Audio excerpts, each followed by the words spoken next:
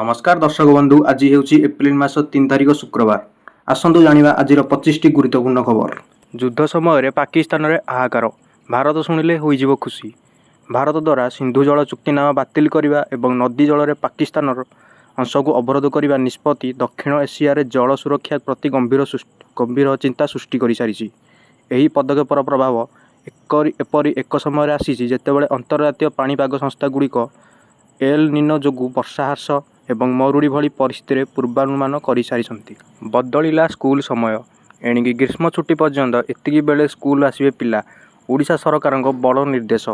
मार्च आरंभ देशर अनेक राज्य में ग्रीष्म प्रवाहर प्रभाव अनुभूत हो सारी। दिनर तापमात्रा उल्लेखनीय भाव में वृद्धि पाउछि।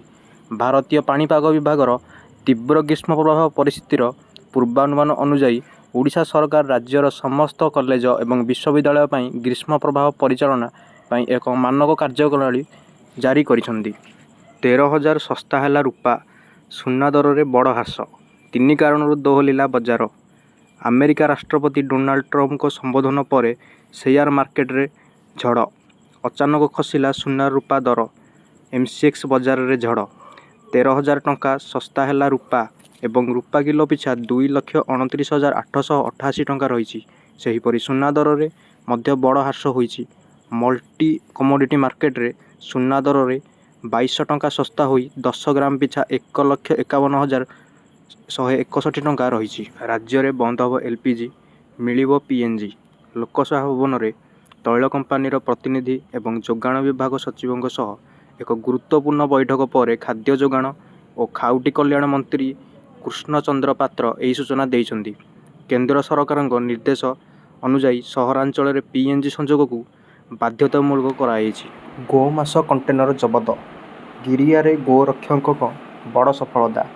गोमांस भर्ती कंटेनर जबत, 2 गिरफ। गोमांस चोरा चालाण रोकवाकू तिगिरिया गोरक्षक मानू बड़ सफलता।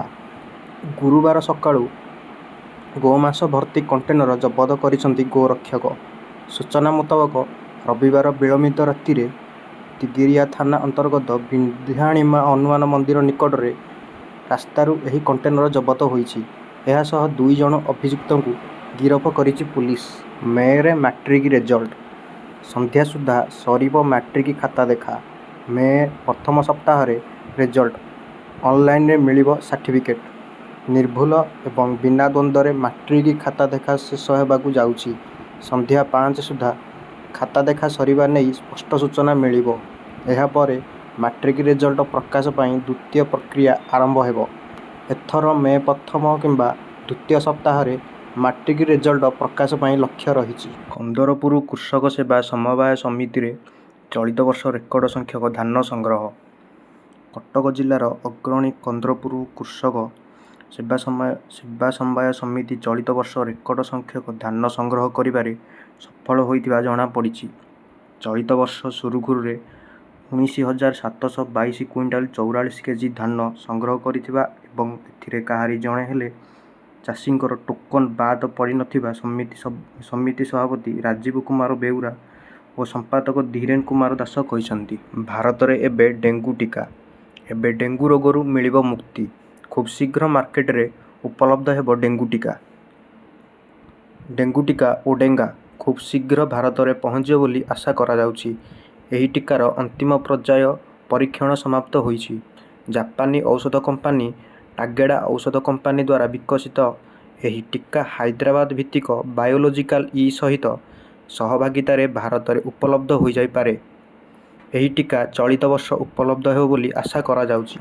निआं लागिबा जोगु गोटिए परिवारर 5 मृत शाढ़ी पैकिंग काम करुथिले। गुजरात सूरत जिले में लिंबायत अंचल भयंकर अग्निकांड। एक कॉलोनी रे निआं लागिबा जोगु गोटिए परिवारर 5 जण जीवित दग्ध होइछन्ति। सूचना मिलिबा पर पुलिस एवं अग्निशम टीम निआं को आयत्त करिसन्ति। पुलिस समस्त मृतदेह को जबत करी व्यवच्छेद पाई पठाइछि।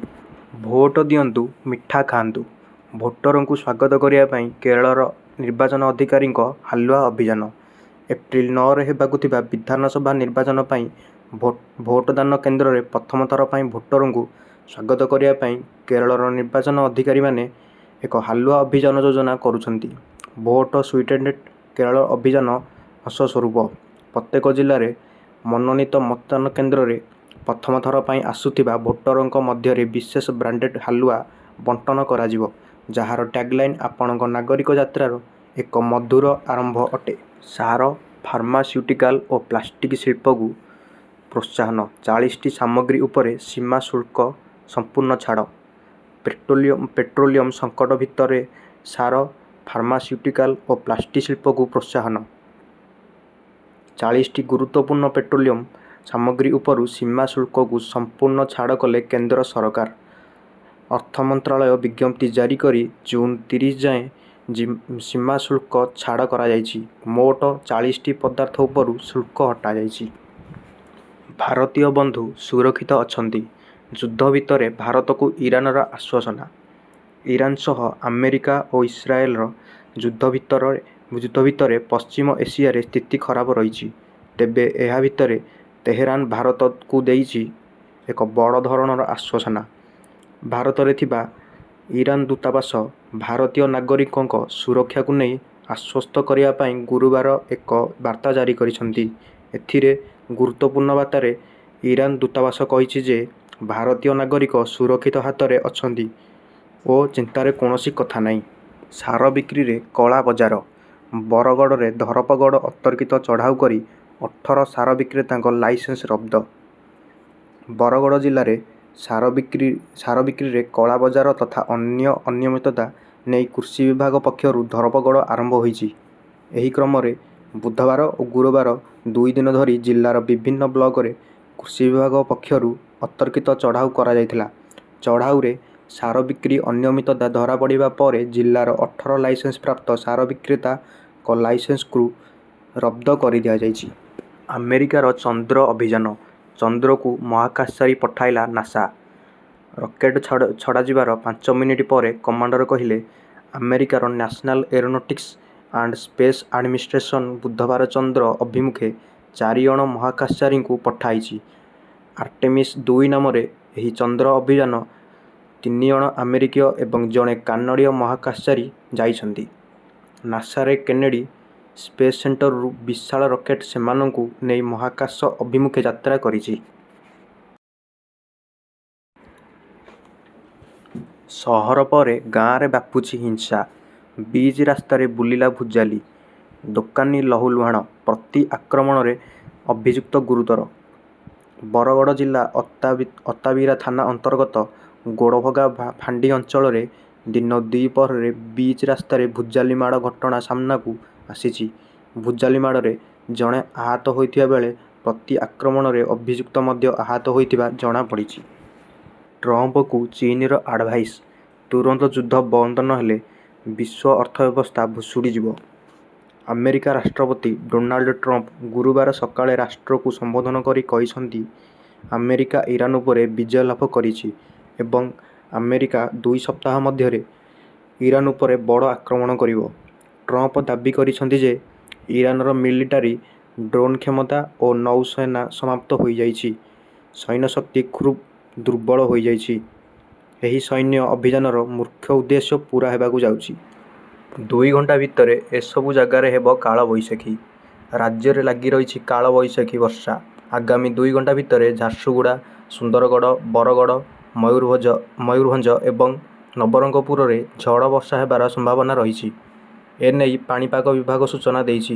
ଏହି ସମୟରେ ଜୋରରେ ପବନ ବହିବା ସହ ବଜ୍ରପାତ ହେବାର ମଧ୍ୟ ଆଶଙ୍କା ରହିଛି। ତେଣୁ ଏହି ଜିଲ୍ଲାର ବାସିନ୍ଦାମାନେ ସତର୍କ ରହିବାକୁ ଭୁବନେଶ୍ୱର ଆଞ୍ଚଳିକ ପାଣିପାଗ କେନ୍ଦ୍ର ପକ୍ଷରୁ କୁହାଯାଇଛି। ପ୍ରଦୂଷଣ ସାର୍ଟିଫିକେଟ ଯାଞ୍ଚ। ଆଜିଠୁ ପୁଣି କଡ଼ାକଡ଼ି ପିୟୁସିସି ଯାଞ୍ଚ। ପ୍ରଦୂଷଣ ପ୍ରମାଣପତ୍ର ନଥିଲେ 10,000 ଫାଇନ୍। ପିୟୁସିସି ଯାଞ୍ଚ ପାଇଁ ଦିଆଯାଇଥିବା ଡେଡ୍ ଲାଇନ୍ ଶେଷ ହୋଇଯାଇଛି। ଏପ୍ରିଲ 1 ପର୍ଯ୍ୟନ୍ତ ପିୟୁସିସି କୋହଳ କରାଯାଇଥିଲା। ପିୟୁସିସି ନଥିଲେ 10,000 ଟଙ୍କା ଜରିମାନା ଲଗାଯିବ। ପ୍ରାୟ 18 ଲକ୍ଷ ଗାଡ଼ିର ପିୟୁସିସି ଏବେ ବି ବାକି ରହିଛି। ଝିଅ ଜନ୍ମ ହେବା କ୍ଷଣି ଖାତାକୁ ଆସିବ ଟଙ୍କା। 21 ବର୍ଷ ବେଳକୁ ଜମା ହେବ। ରାଜ୍ୟ ସରକାର ଆଜି ଏକ ବଡ଼ ଘୋଷଣା କରିଛନ୍ତି। ଜନ୍ମ ହେବାର ବର୍ଷକ ଭିତରେ ଖାତାକୁ ଟଙ୍କା ଆସିବା ନେଇ ଏସ୍ଓପି ଆସିବ। ଓଡ଼ିଶାର ଝିଅମାନଙ୍କ ପାଇଁ ରାଜ୍ୟ ସରକାର ଏକ ଐତିହାସିକ ନିଷ୍ପତ୍ତି ନେଇଛନ୍ତି। 2026-27 ଆର୍ଥିକ ବର୍ଷର ବଜେଟରେ ମୁଖ୍ୟମନ୍ତ୍ରୀ ମୋହନ ଚରଣ ମାଝୀ ମୁଖ୍ୟମନ୍ତ୍ରୀ କନ୍ୟା ସୁମଙ୍ଗଳ ଯୋଜନା ଘୋଷଣା କରିଛନ୍ତି।